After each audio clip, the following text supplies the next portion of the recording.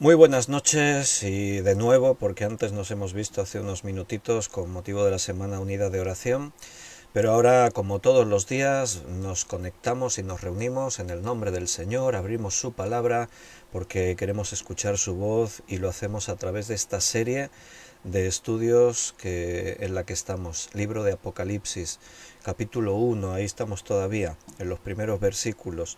Hoy vamos a avanzar viendo del versículo 13 en adelante en ese retrato de Cristo, del Cristo glorificado que Juan ve y que nos hace una descripción muy interesante, y en estos versículos vemos que se establecen diferentes principios importantes que vamos a tener en cuenta a lo largo del libro. Pero vamos a hacer una oración y le pedimos al Señor que nos dirija. Señor, muchas gracias porque nos das esta oportunidad de reunirnos en tu nombre. Queremos pedirte, Señor, que tú nos hables, que tú trates con nosotros como lo haces siempre. No creemos en una religión vana, vacía, en una serie de conceptos vanos, vacíos, sino que creemos en una relación que tú has establecido con nosotros, y esa relación es real y tú nos hablas de una forma real, así que no nos extrañamos de que a veces lo hagas de formas especiales, pero sobre todo tú lo haces a través de tu palabra, y venimos con esa, Señor, actitud expectante de ver qué es lo que nos tienes que decir. Estamos muy agradecidos de que nos des esta oportunidad de reunirnos, hermanos de diferentes lugares del mundo, bajo este mismo propósito. Queremos agradecerte y queremos pedir tu dirección, que el Espíritu Santo nos enseñe todas las cosas. Danos sabiduría. Te lo pedimos en el nombre de Jesús. Amén. Bien, queridos hermanos, pues vamos a ir rápidos al estudio. Déjame solo que miro un momentito rápido aquí en el chat en directo los saludos de los hermanos que aún se están conectando algunos. Ahí tenemos a Benito, que dice buenas noches a todos mis hermanos. Rosario Paco dice buenas noches otra vez y muchas bendiciones para todos. Isabel Silvas dice buenas noches hermanos, Dios los bendiga. Fabiana Zelaibe dice buenas noches hermanos, bendiciones. Beatriz dice buenas noches querido pastor y queridos hermanos, Dios los bendiga, y aquí estamos unidos con el amor de Dios para servirle en el Señor. Juan Bermudo dice buenas noches mis amados hermanos Víctor y todos, que la gracia y la paz de nuestro Señor Jesús estén en vuestros corazones.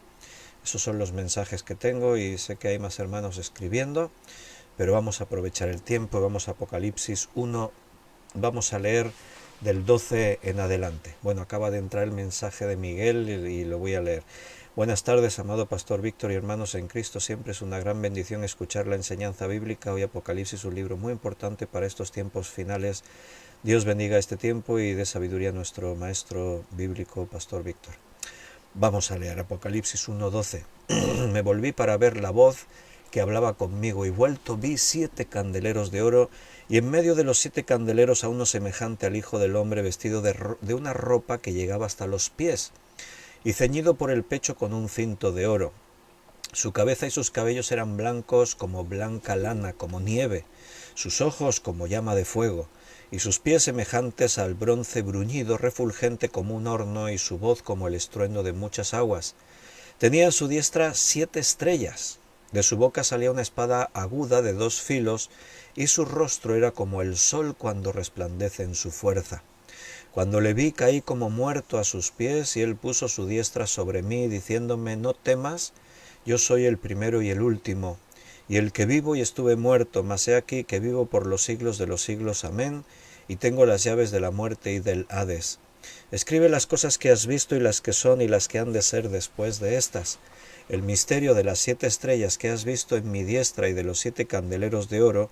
Las 7 estrellas son los ángeles de las 7 iglesias, y los 7 candeleros que has visto son las 7 iglesias. Muy bien, nos vamos a ir parando aquí en los detalles de este texto que acabamos de leer. Esta es una visión de Juan que nos hace un retrato, lo que él está viendo del Cristo glorificado, del Cristo como ahora como Dios todopoderoso, que está en los cielos y que está lleno de poder y lleno de gloria. Entonces aquí tenemos esa descripción del Cristo resucitado, no el Cristo que caminó por este mundo. Juan dice, me volví para ver la voz de que hablaba conmigo, y vi, y nos escribe. Juan conoció muy bien a Jesucristo, fue un discípulo muy íntimo, seguramente le conocía antes aún de ser discípulo suyo como apóstol, pero ahora está viendo a un Cristo que le recuerda a aquel que él conoció semejante al Hijo del Hombre, pero a la vez está reconociendo que este no es el hombre que yo conocí, que caminó en este mundo, sino que ahora Cristo tiene una apariencia totalmente poderosa y distinta.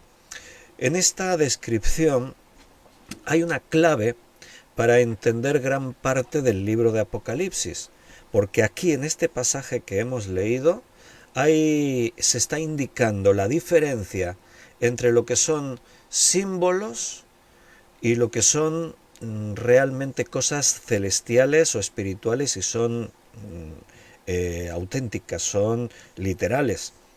En este caso, para describir las cosas literales que no son símbolos, Juan se vale de símiles. O sea, un símil es una comparación entre una cosa y otra que podamos entender mejor. Si yo te quiero ilustrar algo que tú no has visto nunca, voy a utilizar un símil para que tú te hagas una idea de lo que yo te estoy tratando de explicar. Entonces, en este pasaje se muestra esa diferencia entre lo que es un símbolo y lo que son cosas celestiales o espirituales, así literales tal cual. El símbolo se usa en relación con las cosas terrenales, normalmente no con las celestiales.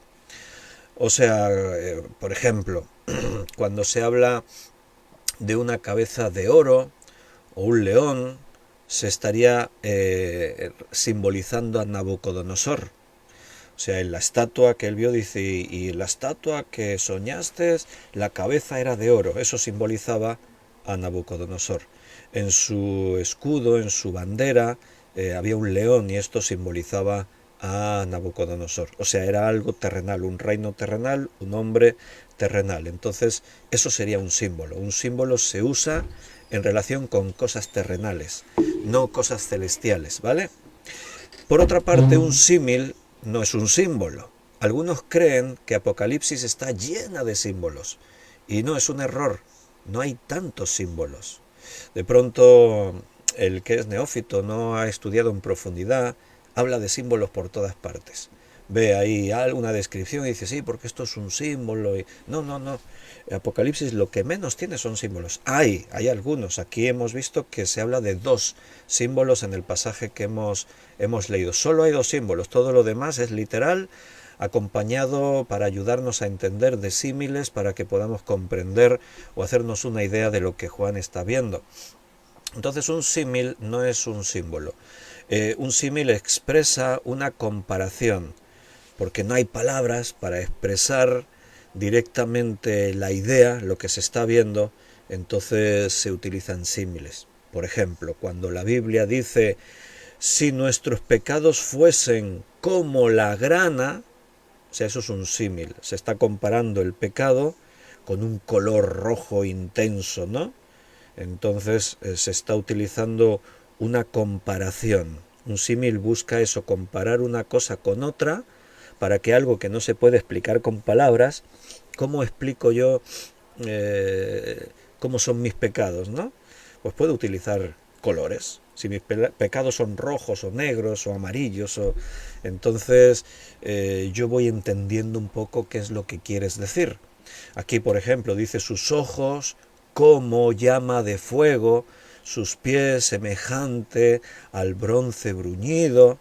Entonces notas que se está buscando una similitud en cosas que pueden ser familiares con nosotros para ilustrarnos algo que él está viendo. O sea, no dice que sus ojos eran una llama de fuego, dice que eran como llama de fuego. Entonces eso es para que tú te hagas una idea. Su cabeza, dice, sus cabellos eran blancos como blanca lana, como nieve. O sea, todo esto son símiles.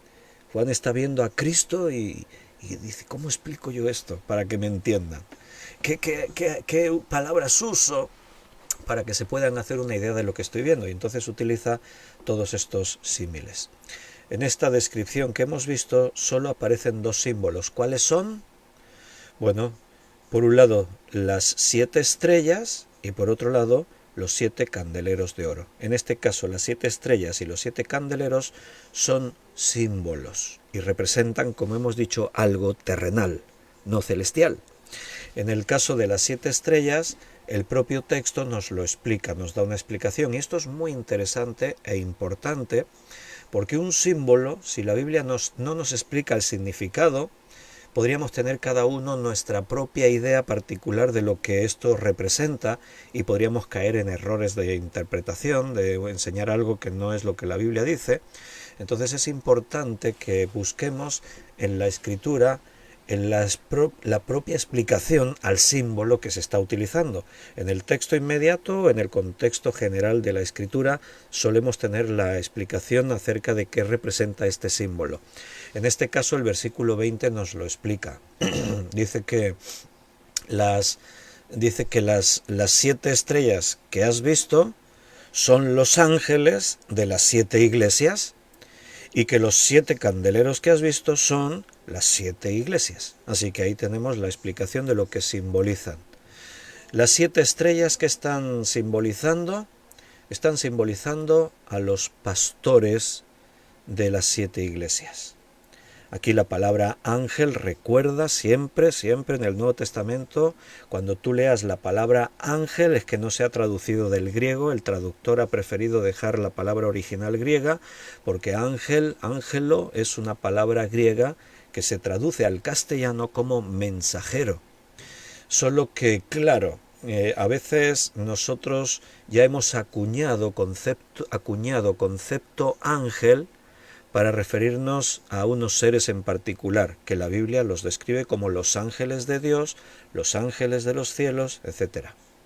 Pero la palabra ángel siempre es una palabra griega, siempre que se traduce como mensajero. Entonces aquí dice, escribe al mensajero de la iglesia en Éfeso, escribe al mensajero de la iglesia en Esmirna, escribe. ¿Quién es el mensajero? Es el pastor. El pastor es el que recibe el mensaje de Dios y por lo tanto tiene el encargo de transmitirlo a toda la iglesia. Es el mismo formato que Dios sigue utilizando para nosotros hoy. Dice en Efesios que Cristo constituyó, entre otros ministerios, a pastores y a maestros para edificar la iglesia. O sea, el Señor nos ha puesto a nosotros, los que somos pastores y maestros, con la misión principal de poder transmitir a la iglesia el mensaje que Dios nos ha dejado en su palabra. Tenemos que explicar la palabra, tenemos que predicar la palabra, tenemos que instruir, discipular, enseñar. Esa es nuestra misión. Y en tanto que la iglesia se deja discipular e instruir, eso es una bendición. Yo como pastor ahora estoy tratando de enseñaros a todos en general, a veces lo trato de hacer de forma particular, hacia uno, hacia otro. Si la iglesia y si el creyente está dispuesto a recibir esa oferta que viene de Dios, pues eso es fantástico, porque entonces estamos ahí en la voluntad de Dios, en lo que Dios nos propone y nos lleva. Cada uno de nosotros necesitamos ser instruidos, ser enseñados, ser preparados, así como Elías llamó y preparó a Eliseo, así como Moisés llamó y preparó a Josué, así como Pablo llamó y preparó a Timoteo, etcétera, etcétera, etcétera. Es un formato bíblico que nosotros seguimos utilizando en nuestro tiempo. Espero que si tienes la oportunidad de ser discipulado y que esto viene de parte del Señor, no lo desperdicies, porque qué pena si cuando Elías le lanzó el manto a Eliseo, Eliseo hubiese dicho, ay, es que no tengo tiempo, ay, es que no puedo, es que qué pena que Timoteo le hubiese dicho a Pablo, Pablo, mira, lo siento, pero es que me tengo que ocupar en mis asuntos, soy joven, tengo un futuro por delante, tengo que preocuparme de otras cosas. Bueno, espero que cada uno de nosotros tengamos la sabiduría, porque tenemos un reto muy importante. Mira hacia adelante, hermano. ¿Has aprendido a contar tus días? ¿Estás valorando tu vida y estás dándote cuenta de que hay muchas cosas que no son importantes y en las que gastamos mucho tiempo? No inviertas más de lo imprescindible en las cosas del mundo, ni siquiera en obligaciones como el trabajo. El trabajo lo justo, cumple con tu horario, justito, ni horas extras, no te compliques más, porque el soldado de Jesucristo no se enreda en los negocios de este mundo. Bueno, pues mira hacia adelante, porque tenemos un campo que tiene que ser sembrado y cosechado. Mira hacia adelante porque el tiempo se acorta, este mundo está lleno de amenazas y el corazón de la gente se enfría por momentos.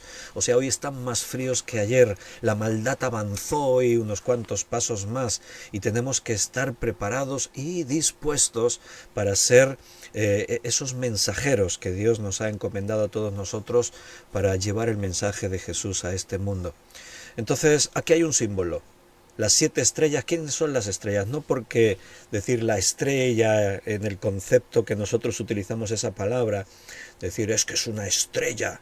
No, no, no. Aquí las estrellas son un símbolo. ¿Qué representan? Representan que es esa luz que viene de parte de Dios para transmitir un mensaje a la iglesia, a cada uno de los creyentes. El pastor tiene una misión muy específica. Gracias, hermanos, cuando nos ayudáis a los pastores a poder desempeñar nuestras misiones, porque no siempre es fácil.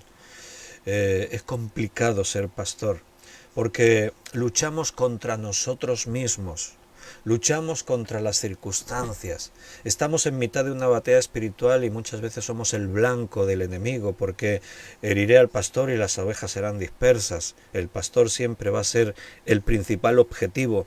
Gracias, hermanos, cuando ayudáis, cuando estáis dispuestos a ser colaboradores, a no cargar al pastor con más cargas de las que ya tiene. Piénsalo, a veces como creyentes, en minucias, en cosas que no tienen más trascendencia, le aportamos preocupaciones al pastor que podrían evitarse perfectamente, cosas que a lo mejor ni te das cuenta y Satanás te está utilizando para impedir, para ser tropiezo, así como Jesús le tuvo que decir a Pedro, apártate de mí, Satanás, que me eres de tropiezo. Fíjate qué forma más sutil del diablo de poder utilizarnos a nosotros en lugar de construir para paralizar, para dividir, para ralentizar. Tenemos que ser en las manos de Dios una unidad y tener la capacidad de tener una sabiduría espiritual por encima de nuestras propias cuestiones humanas. Tenemos una misión y si tenemos puestos los ojos en Jesús, eso nos va a llevar hacia el propósito y la voluntad que Dios tiene para nosotros. Gracias, hermanos, que os preocupáis por vuestros pastores. Gracias por apoyar en oración. Gracias por ser colaboradores, de que podáis ser un apoyo y un sostén en cada uno de esos hombres que están ahí dando su tiempo, su esfuerzo, sus vidas, lo que son por la causa de Cristo. Humanamente podemos ser mejores o peores, pero aquí no se trata de evaluar si este pastor es mejor que el otro, sino si estás ahí y eres pastor es porque Dios te puso, porque ¿dónde están las estrellas? En la diestra de Cristo. El misterio de las 7 estrellas que has visto en mi diestra, la mano derecha, representa la autoridad. Cuando dice que Cristo está sentado a la diestra del Padre, quiere decir que ha obtenido toda la autoridad. Estar sentado a la diestra de Dios es ser igual a Dios en autoridad. Cristo vino como hombre a este mundo y se sometió en obediencia al Padre. Pero cuando la Escritura dice que ascendió a los cielos y se sentó a la diestra del trono de Dios, quiere decir que ahora Él está en perfecta autoridad igual con Dios. Yo como pastor no me puedo comparar a Cristo, pero decir que estamos en su diestra, que los pastores están a la diestra de Cristo, es igual a decir que el pastor tiene toda la autoridad que Cristo le está delegando. ¿Recuerdas a Moisés? Cuando Aarón y María criticaron contra él, murmuraron contra él, y desde su punto de vista tenían sus argumentos. Es que se ha casado con una mujer que ni es judía, no es creyente, o no pertenece al pueblo hebreo, creyente igual sí que era, claro. No era hebrea, era cusita, y Moisés siempre nos manda y él cree, pero podría hacerlo mejor. Nosotros, Aarón y María, podríamos hacerlo mejor. Es que este Moisés no cuenta suficiente con nosotros y tenemos que... Murmuraba. ¿Y qué hizo Dios? Salió al encuentro de ellos dos, dio la cara por su siervo Moisés. Moisés no era perfecto, no te olvides de eso. Moisés era un hombre como tú y como yo. Pero Dios lo llamó y le dijo, tú ahí al frente y tienes que dirigir a mi pueblo. Y cuando Moisés fallaba en algo, Dios trataba con él. porque era su pastor. Cuando Moisés se equivocaba en algo, ahí venía Dios y le decía. Y si Moisés hubiese fallado como falló Saúl, pues simplemente Dios dice, mira, me he quitado de encima a Saúl porque no está dispuesto a ir a este ritmo y me he buscado otro hombre conforme a mi corazón. El que pone y quita al pastor es el Señor. Y los creyentes, su misión es apoyar ese ministerio porque Dios les ha delegado toda la autoridad. Están a la diestra de Jesucristo. Entonces eso es un símbolo. Las estrellas representan a los pastores. Y los candeleros de oro que representan a las iglesias. El candelero, estábamos hablando los otros días, de que el candelero estaba en el tabernáculo o en el templo, tenían 7 lámparas, 3 brazos a un lado y 3 a otro, 6, y el brazo central 7 lámparas, representaban todo lo que es la luz. Dios es luz, Cristo es luz y nosotros somos luz. La iglesia es la luz en este mundo. Entonces esto es un símbolo, estos son símbolos, ¿vale? Si tenéis dudas preguntáis en el directo, ¿de acuerdo? Y así no os quedéis con ningún interrogante. Creo que va quedando claro, una cosa son símbolos y otra cosa son símiles. En Apocalipsis no hay muchos símbolos, hay muchos símiles, porque Juan ve cosas y las explica como las ve, utilizando las palabras que están a su alcance para ayudarnos a comprender o hacernos una idea de lo que él está viendo. Entonces Juan ve a Jesús en gloria y lo describe con palabras humanas, tratando de hacernos comprender cosas celestiales, cosas que pertenecen a los cielos. Y esto es difícil de hacer, es difícil de explicar. A veces hay cosas que ¿cómo las explicas? Cuando tú no has visto nunca algo, ¿cómo se lo explicas? Imagínate que viajas en el tiempo, te vas 50 años atrás y a tu abuelo, que vive ahí en el pueblo y que todavía no existe, ni un poquito más atrás, unos 80 años, no existe ni la televisión ni nada. Ahora explícale a tu abuelo, que no tiene ni idea de lo que es una televisión, ni una radio, ni nada de eso, vive ahí en el siglo pasado, muy atrás, en unas cuantas décadas atrás. Explícale lo que es Internet. ¿Cómo se lo explicas? Explícale. Él nunca tiene idea, ni siquiera sabe lo que es un satélite. Y tú le tienes que explicar que una pantalla no puedo decirle porque no sabe lo que es una pantalla. Primero tienes que empezar que intente entender qué es una pantalla, para poder después ir tratando de hacerle que entienda otras cosas. Lo que Juan está haciendo es, bueno, evidentemente él puede escribir esto porque está siendo guiado por el Espíritu Santo, porque esto es una misión dificilísima, explicar cosas que nadie ha visto nunca y que nosotros nos podamos hacer una idea de lo que él está viendo. Por ejemplo, unos misioneros que fueron enviados a una tribu de África. Era una tribu, unos misioneros hace varias décadas atrás, y fueron enviados pues para predicar a Jesucristo en este lugar, en una tribu allí en un lugar remoto en África. Entonces estos misioneros les explicaban el Evangelio, les enseñaban canciones, himnos evangélicos, y un día les estaban enseñando un himno. Y los miembros de aquella tribu no entendían lo que la letra del himno quería decir.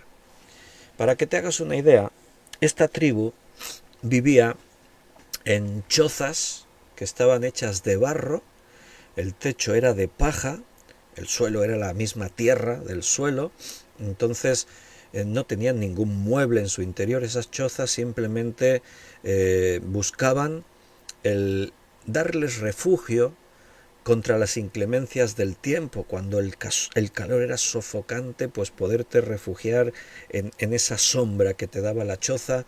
Cuando podía llover muy fuerte, pues refugiarte ahí, aunque había goteras por todas partes. Tener pues una especie de protección.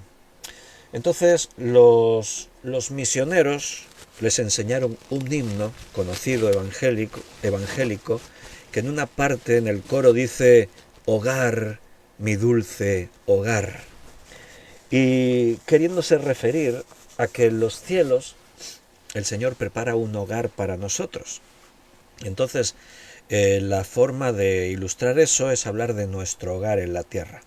Tú hablas de tu hogar. Cuando dices la palabra hogar, ¿qué te imaginas tú? Pues te imaginas, ahora estamos aquí en invierno, ¿no? En España, en Perú y en Argentina, y eso que hay hermanos ahí conectados, estáis en verano. Pero aquí nosotros estamos en invierno y hace frío. Entonces pensar en el hogar es estar ahí en el comedor de tu casa, con la estufa, la temperatura templada, te sientas en tu sofá, estás ahí, te pusiste las zapatillas para estar cómodo y te sientas ahí y llegas y abres la nevera y te coges un refresco, si hace calor ahí los hermanos que están, o vas y te haces un té, un café calentito que estás ahí con frío y te sientas y ahí está tu familia y os podéis sentar y dialogar y hablar. Ese es el concepto de hogar para nosotros. Pero ¿cómo le explicaban estos misioneros a estos nativos lo que significaba hogar? ¿Qué les decían? Hogar es donde tú vives. Sí, y esto vamos a tener en los cielos. Una choza hecha de barro que a veces se nos cae un trozo por ahí, que no hay ni puerta y a veces tenemos que vigilar porque se nos meten ahí una serpiente venenosa o algunos tipos de insectos que pueden ser peligrosos y que cuando llueve nos caen goteras por todas partes y esto es lo que vamos a tener en los cielos. Y ahí el misionero, no, esto no, esto no. No, el hogar es un lugar en el que es tu casa, tú vas ahí, te sientas en tu sofá. ¿Qué es un sofá? ¿Tu casa qué es la casa? Pues así como esta choza, pero mejor. Y claro, y tenían serias dificultades estos misioneros de poder explicarles lo que significaba hogar, mi dulce hogar. Algo que para nosotros es tan intangible, lo entiendes perfectamente, ¿verdad? Entonces pues ya tuvieron cuidado en a ver qué canciones les enseñamos, que sean letras que puedan entender o que les podamos explicar fácilmente, ¿no? Pues algo así le pasa a Juan, él está viendo cosas y tiene que explicarnos cosas difíciles porque no hay palabras humanas para describirlo. Y entonces él usa símiles.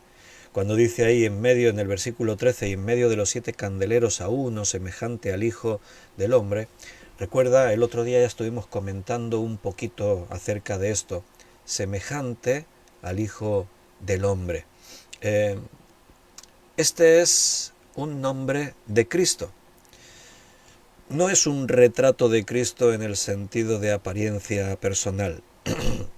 Decir uno semejante al Hijo del Hombre no es una descripción física, sino que es un título de Jesús.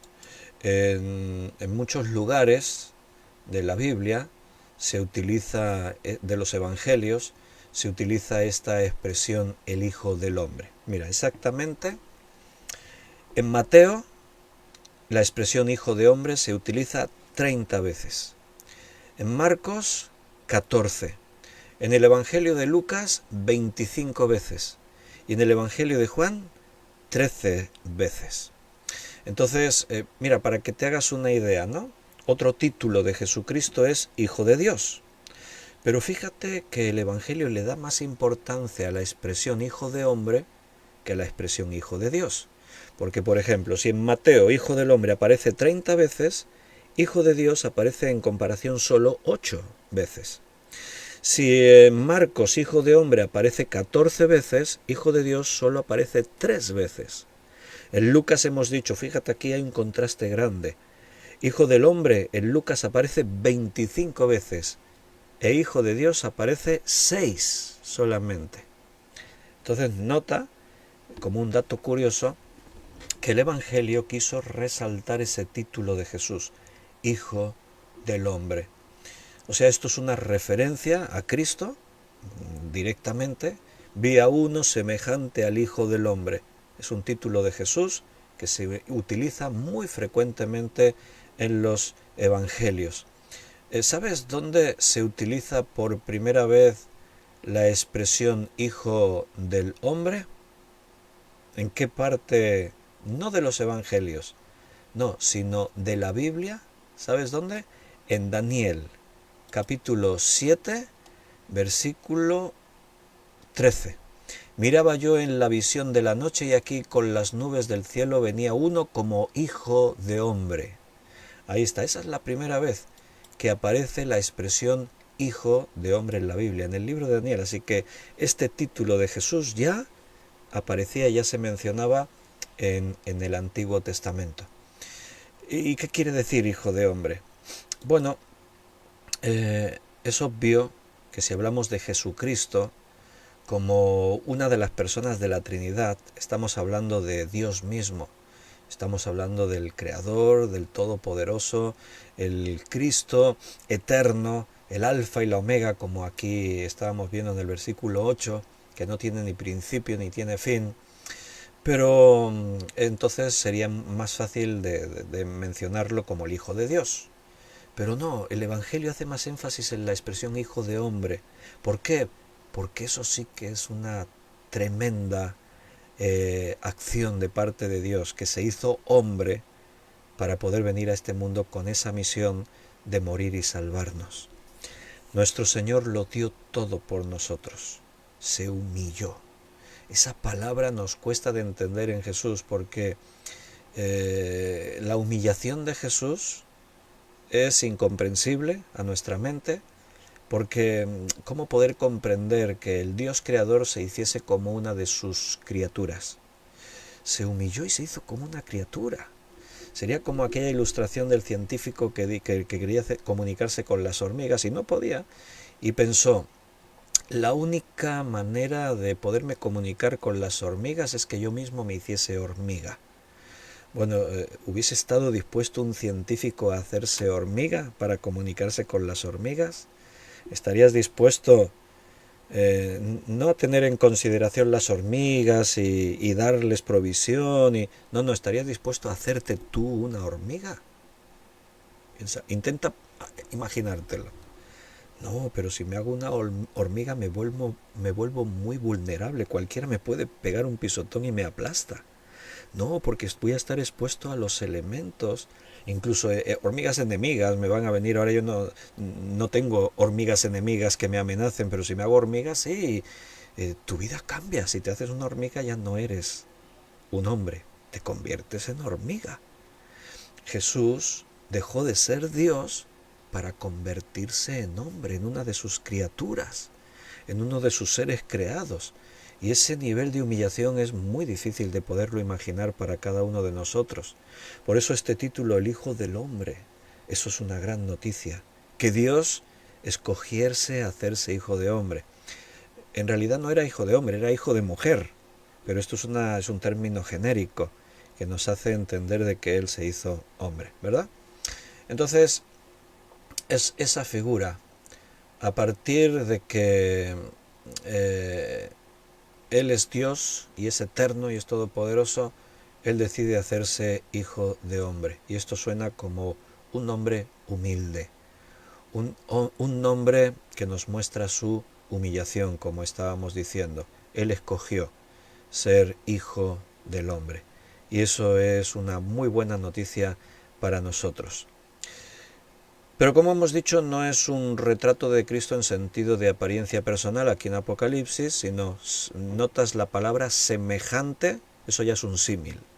Semejante, o sea, es como me recuerda a un hombre, pero no es un hombre.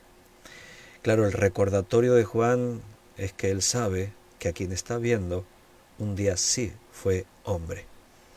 No era en apariencia un hombre, pero le recordaba al Cristo que caminó en este mundo. Cuando dice y vi a un cordero, lo dice más adelante en Apocalipsis, está hablando de su obra, de lo que él hizo. O sea, al decir vi al cordero, está hablando de lo que él hizo por nosotros. Como un cordero fue llevado al matadero, enmudeció y no abrió su boca, por nosotros se hizo maldición, murió como el cordero que es sacrificado en un matadero. El cordero no puede hacer nada por evitarlo. Cristo decidió pasar por eso de esa misma forma. Entonces cuando ve al cordero está hablando de su obra.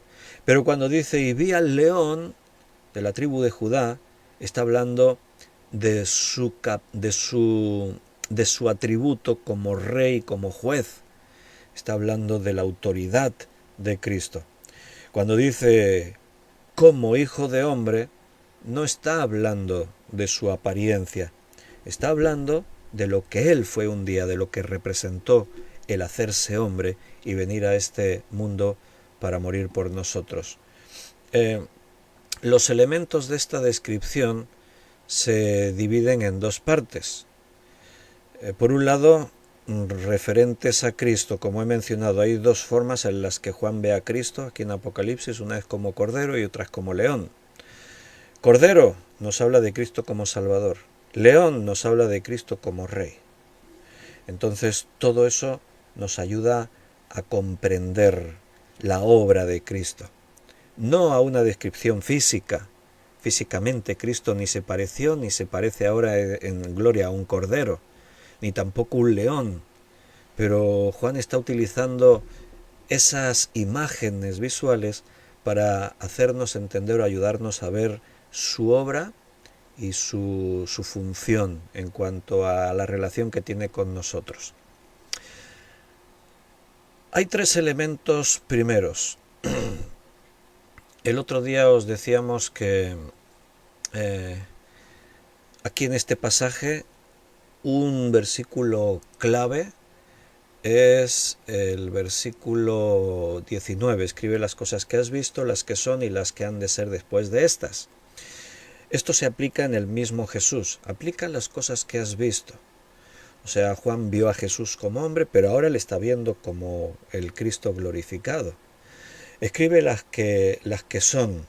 Las que son tiene que ver con la iglesia y el mensaje que se le manda a la iglesia, y las que han de ser después de estas es todo el futuro que aún no ha ocurrido ni siquiera para nosotros en cuanto a la propia revelación del libro de Apocalipsis, hablándonos de los eventos futuros que tienen que ocurrir. La obra de Cristo sigue activa, ahora se está haciendo en este momento. Las que has visto, hubo una obra de Cristo en el pasado. Cristo vino como hombre, murió por nosotros. Las que son, hay una obra que Cristo está haciendo ahora. ¿Cuál es la obra que ahora está haciendo Cristo por nosotros? ¿Qué cosas me podríais decir? ¿Se os ocurre algo?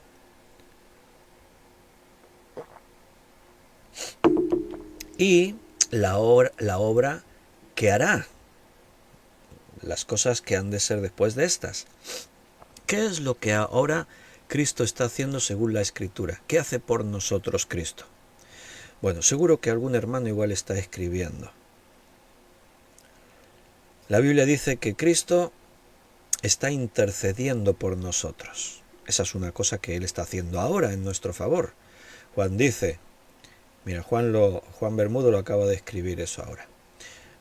Juan en su primera carta dice que si pecamos, abogado tenemos para con el Padre a Jesucristo. O sea, Él aboga por nosotros constantemente. También algo que Él está haciendo por nosotros es preparando un lugar.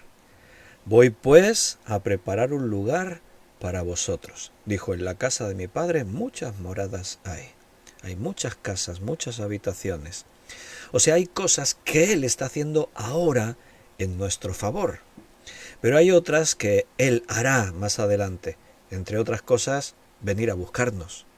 Él dijo que volvería para tomarnos a sí mismo. Él un día vendrá y nos llevará con Él. Y eso es algo grandioso. Porque lo que Cristo hará por nosotros cuando venga a buscarnos será, si ya estamos muertos cuando eso ocurra, resucitarnos y recibir un cuerpo nuevo glorificado. Y si estamos vivos en ese momento, lo que Cristo hará en ese instante es transformar nuestro cuerpo y darnos ese cuerpo espiritual glorioso que vamos a tener para toda la eternidad. Un cuerpo que nos ayudará a interactuar con ese nuevo mundo que nos rodea de una forma increíble y sorprendente como ahora no nos podemos llegar a imaginar. Entonces, si hablamos de Jesús como Cordero, hablamos de Él como Salvador.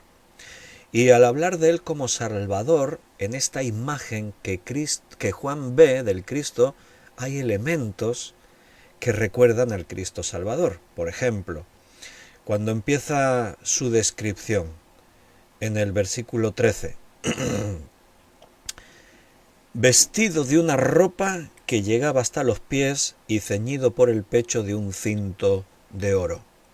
Bien, ese es un detalle interesante, la ropa larga y el cinto.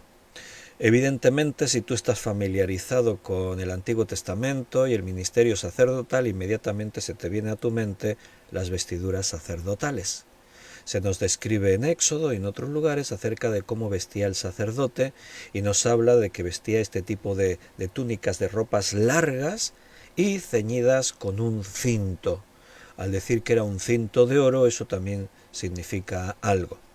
Por ejemplo, para dejarte una referencia, así una cita, Éxodo capítulo 28, versículo 4, dice: las vestiduras que harán son estas: el pectoral, el efod, el manto, la túnica bordada, la mitra y el cinturón. Hagan pues las vestiduras sagradas para Aarón, tu hermano, y para tus hijos, para que sean mis sacerdotes. Y ahí sigue explicando: tomarán oro, azul, púrpura, carmesí, lino torcido, harán el efod de oro, y ahí se explica toda esta confección de las vestiduras sacerdotales. Y eran iguales a esta descripción que ahora Juan está haciendo al ver a Jesucristo. Dice que sus vestiduras eran una ropa larga que llegaba hasta los pies y estaba ceñido con un cinto de oro. Entonces esto nos habla de Cristo como el Cordero, el Salvador. Ver a Jesucristo como el sacerdote del Antiguo Testamento. ¿Qué función hacía el sacerdote? Ministraba entre los hombres y Dios, hacía mediador entre los hombres y Dios. Eso es lo que Cristo hizo, ser el mediador entre Dios y los hombres. Él es el puente que restablece la comunión, el acceso hasta Dios. Él dijo: yo soy el camino, y la Biblia dice que es el único camino que nos puede llevar hasta Dios. Por otra parte, dice también que su cabeza y sus cabellos eran blancos como blanca como blanca lana, como nieve. Los cabellos blancos también tienen que ver con Cristo como Salvador. Si te fijas, contrasta con el resto. Y es muy interesante este detalle que nos hace pensar. ¿Por qué se presenta a Cristo con cabellos blancos? Otro tema, y ya lo iremos mencionando, precisamente antes hemos leído en Daniel 7, y no leí la parte final del versículo, que habla del anciano de días. Se habla del Padre como un anciano, pero esa es otra figura, no tiene que ver con los cabellos blancos de Cristo. Hablar de Dios como el anciano de días, eso tiene un significado. Recuerda, no está representando a Dios físicamente, no está mostrándonos una apariencia. Si dice: y vi al cordero, no es que se parece a un cordero, es lo que representa. Si dice que sus cabellos eran blancos como blanca lana y como nieve, no es que Cristo se vea ahí como viejo. Yo tengo canas, ¿veis? Que mi cabello está en gran parte blanco. Bueno, es por la edad. Pero ¿qué dice la Escritura? Lo hemos leído en el versículo 11. Yo soy el alfa y la omega, el primero y el último. La Biblia dice: sin comienzo de días ni fin de días. Cristo no envejece. Así que sus cabellos no se ponen blancos por la vejez. Entonces, ¿qué quiere representar esto? Esto contrasta con el resto del cuadro. Todo lo demás habla de juventud. Si te fijas, todo lo demás nos habla de un Cristo lleno de frescura, de energía, de poder, una voz potente como de trompeta, ojos como llama de fuego, pies como el bronce bruñido, de su boca sale una espada aguda de 2 filos, su rostro como el sol. O sea, todas esas figuras, esos símiles, nos representan a un Cristo joven, poderoso, potente, fuerte. Para nada la idea de un anciano. Un anciano camina encorvado, hablamos de que las fuerzas ya están limitadas. El anciano nos muestra que ya quedamos como muy ralentizados, muy... ser anciano es poner límites a muchas cosas. Cuanto más anciano, todo tiene que ir más lento, todo va a otro ritmo, todo cambia. Entonces, ¿qué quiere decir los cabellos blancos? ¿Vejez? No, porque no está describiendo a un Cristo viejo. Cristo existe desde siempre, pero no es viejo ni frágil, mucho menos frágil. Es más, en el cielo, que es lo que Juan está viendo, nadie se pone viejo. En el cielo nadie envejece. Allí tus cabellos tampoco se pondrán blancos. ¿Entiendes?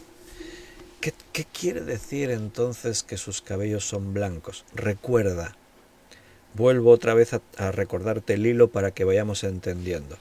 En Apocalipsis y ya en el capítulo 1 se nos muestra a Jesucristo como el Salvador y como el Dios, el Rey, el Juez justo. Sus descripciones tienen que hablar de una cosa y de otra.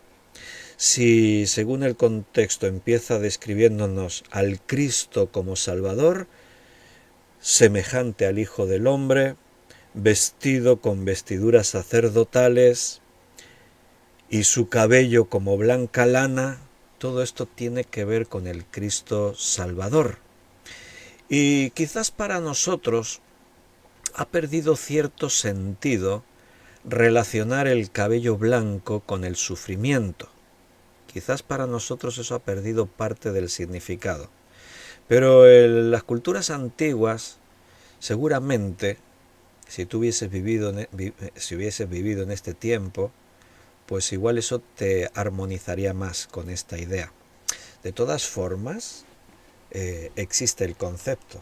¿Tú no has escuchado nunca la expresión del padre o de la madre que están ahí con los cabellos blancos y el niñito pequeño se acerca y le dice, y papá, ¿por qué tu cabello es blanco? Y el padre le dice, por los disgustos que me das. ¿La habéis escuchado eso alguna vez? Bueno, el cabello blanco se relaciona con el sufrimiento. El hecho de que con los años nuestros cabellos se ponen blancos es una cuestión de química en el cuerpo. Hay una sustancia que nuestro cuerpo genera que permite que cada vez que se te cae un cabello y te nace un cabello nuevo, pues ese cabello es del color de tu pelo. Mi pelo era castaño oscuro, negro, ¿no? Entonces, con los años, esas sustancias químicas que produce nuestro cuerpo van desapareciendo. Y por eso se ponen los cabellos blancos. Pero hay una forma popular de hablar de que el cabello blanco se vuelve blanco antes a través del sufrimiento. De hecho, si tú buscas en internet, vas a encontrar algunos casos particulares en los que hay algunas historias de personas que fueron sometidos a un sufrimiento extremo, y uno de los fenómenos que los que observaron eso pudieron apreciar es que de pronto, en cuestión de muy poco tiempo, cuestión de horas, días, sus cabellos se volvieron blancos. O sea, hay una relación científica entre el hecho del sufrimiento y de las canas, de los cabellos blancos. Que parte de eso pues pasa a la sabiduría popular, ¿no? Estoy así por todo el sufrimiento que me has dado, por eso tengo mis cabellos tan blancos. El pastor puede decir eso, por culpa de las ovejas yo ya tengo canas. Bueno, por culpa de la edad. Pero se hace una relación entre sufrimiento y cabellos blancos. En los tiempos de Jesús, esto era como un hebraísmo como muy popular, era algo como más conocido. Ya te digo, hoy para nosotros esto quizás nos queda más en la distancia y no le damos tanta importancia. Pero esto, si te fijas, armoniza con el contexto de lo que estamos ahí viendo. El contexto es este, que Juan nos describe primero al Cristo relacionado con nuestra redención, al Cristo como Cordero, al Cristo Salvador. A lo largo que avanza el libro de Apocalipsis aparece esta idea. Más adelante va a aparecer así directamente: y miré y vi al Cordero, miré y vi al León. A veces Juan nos habla de lo que él está percibiendo. ¿Qué es lo que estaba viendo Juan realmente? ¿Y cómo lo podemos saber si no lo han visto nuestros ojos? ¿Entiendes? No hemos visto nunca nada parecido. No hemos visto esas escenas del cielo. Juan está viendo cosas que nadie ha visto jamás, y él tiene que explicárnoslo. Él está viendo a Jesús y le está viendo, por un lado, su faceta como Salvador de todos nosotros. Por otra parte, está mirando a Cristo y le está viendo como el Rey de Reyes, el Todopoderoso, el Dios eterno. ¿Cómo describes tú al Dios eterno? ¿Cómo describes tú lo que Juan está viendo en Cristo? Bueno, pues a través de símiles. Nos está explicando las cosas que nos pueden ayudar a comprender no solo la apariencia física, sino lo que transmite, lo que representa, lo que es Cristo. Él se hizo hombre. Él ocupó ese lugar de sacerdote. Él vino con su propio sacrificio a traerlo ante el lugar santísimo. El sacerdote hacía eso. Venía con la sangre del cordero que se derramaba como una figura de lo que un día Cristo iba a hacer, y esa sangre era traída ¿dónde? Al lugar santísimo, donde estaba la presencia de Dios. Las vestiduras largas representan, y el cinto de oro representan a ese Jesucristo como sacerdote que viene a ofrecer el sacrificio delante del trono de Dios. Y en medio de este contexto, y dice, y sus cabellos eran blancos como blanca lana, como nieve. Y nota que después ya viene ahí un punto y coma, es como que ahora vamos a describir otras cosas, sus ojos como llama de fuego, y ahora cambia el lenguaje. Ahora nos está presentando a un Cristo glorioso, poderoso. Pero esta primera parte nos habla del Jesucristo como Salvador, como aquel que dio su vida por todos nosotros. El vestido de Jesús también podría representar gran dignidad y autoridad. También podría representar eso. Hay un significado directo que es el que os he dicho. En el contexto bíblico se están describiendo las vestiduras sacerdotales. Pero tú vas a escuchar en algunos comentarios bíblicos o algunos maestros que te van a decir esto. Esas vestiduras largas hasta los pies y el cinto de oro nos están hablando de una persona de gran dignidad, de autoridad. Te van a decir que, por ejemplo, las vestiduras largas solo se usaban en aquellas personas que no ejercían trabajos así muy laboriosos. Has leído en la Escritura, ¿no?, cuando dice que y Cristo se ciñó la toalla y se arrodilló a lavar los pies. El ceñirse la toalla, o cuando alguien iba al campo se ceñía las vestiduras para trabajar, lo que era es que esas túnicas que tenían se las arremangaban, se las ataban, o sea, adaptaban la ropa para familiarizar el trabajo que iban a hacer, para favorecer el trabajo que iban a hacer. Entonces algunos dicen, aquí las vestiduras largas y el cinto de oro representan eso, que son aquellos que no trabajan mucho. Bueno, yo respeto toda opinión, pero Cristo dijo, y hasta el día de hoy yo trabajo, y mi Padre trabaja. Antes hemos dicho que Él no está ocioso, Él está haciendo ahora cosas para nosotros. Si esto se quiere tratar de relacionar con el estatus de realeza y de autoridad, está bien. Pero sobre todo, recuerda, esto tiene que ver con las vestiduras sacerdotales. El sumo sacerdote, si quieres puedes leer más textos. Éxodo, antes hemos leído el 28, también puedes leer en el 29:5, y ahí habla de que el sumo sacerdote llevaba alrededor de su pecho un cinto de oro. El oro representa eso, la realeza. Dios me ha nombrado sacerdote. A veces incluso se utiliza en el mismo lenguaje reyes y sacerdotes, porque esa es la idea. En Éxodo 39, del 1 al 5, se dice que había hilos de oro en el cinto que daba la vuelta alrededor del pecho del sumo sacerdote de Israel. El cinto de Jesús tiene más que unos cuantos hilos de oro, dice que era todo de oro. Así que Él es el sacerdote perfecto, es el sacerdote total e ideal que está ahí delante de nosotros. Uno de los deberes de los sacerdotes del Antiguo Testamento era precisamente atender el candelero de oro que había en el tabernáculo. Y ahora se nos ha dicho de que las 7 estrellas están en su diestra y Él está en medio de los candeleros de oro que son las iglesias. Cada día el sacerdote tenía que rellenar de aceite esas lámparas, tenía que limpiar el hollín que se creaba, tenía que cortar las mechas, o sea, tenía que inspeccionar directamente y muy de cerca cada una de esas lámparas para que pudieran arder continuamente y efectivamente allí, en ese lugar santo, ante la presencia de Dios. Así que ahora aquí Cristo está en medio de los 7 candeleros.